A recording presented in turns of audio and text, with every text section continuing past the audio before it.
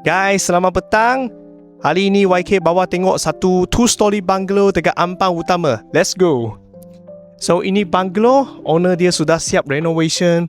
It's like an old traditional house, tapi dia buat renovation sangat cantik. So 2 tingkat saja. Sini ada compound, sini ada tanah. Tanah yang luas dengan flat land. The best thing is the flat land. You can buat tanam-tanam semua. Lepas tu carport dia pun besar. Sini I rasa carport ni nak fix 6 kereta pun boleh muat. So guys, let's see. The house is a square. Memang dia punya shape square. So dia sangat cantik. Lepas tu swimming pool dekat belakang rumah. Tanah sini ada lagi. Boleh buat laundry semua. So ini rumah memang YK nampak dia sangat cantik. Dengan dia gated and guarded. And then the best part for Ampang Utama ialah dia punya location. Sebab dekat sini dia banyak embassy. So security-nya memang bagus. Memang is a very good security area.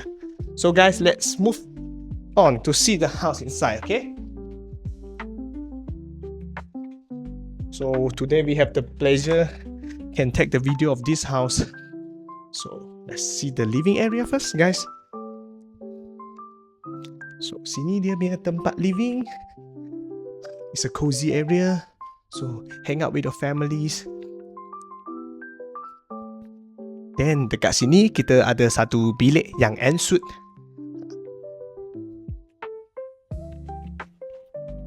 So let's move on to the next part of the house.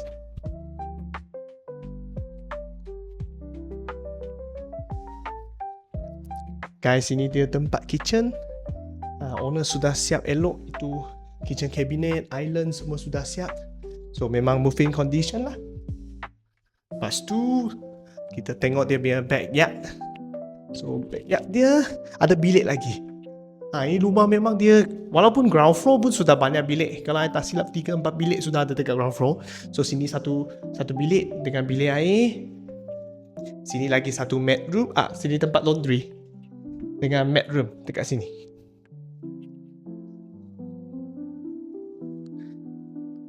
Guys, kita punya swimming pool dekat sini lah. Ada pintu boleh access.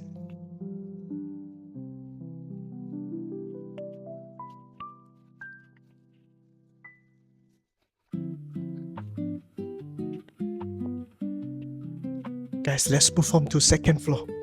Before this, there's another rooms here. Satu bilik, ensuite juga.